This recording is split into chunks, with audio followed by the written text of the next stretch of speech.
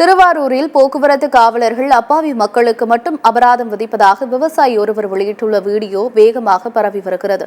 திருவாரூரிலிருந்து நாகை செல்லும் சாலையில் வாழ வாய்க்கால் என்கிற இடத்தில் காவல்துறையினர் வாகன சோதனையில் ஈடுபட்டனர். அப்போது அவ்வழியாக காரில் வந்த நாகப்பட்டினத்தைச் சேர்ந்த விவசாய சங்க பிரதிநிதி ஒருவர் சீட் பெல்ட் அணியவில்லை என்று கூறி அபராதம் விதித்ததாக கூறப்படுகிறது. ஆனால் வாகன சோதனையில் ஈடுபட்ட காவலர் ஒருவர் தலைக்கவசம் அணியாமல் வாகனம் இயக்கியதாக விவசாயி தெரிவித்துள்ளார்.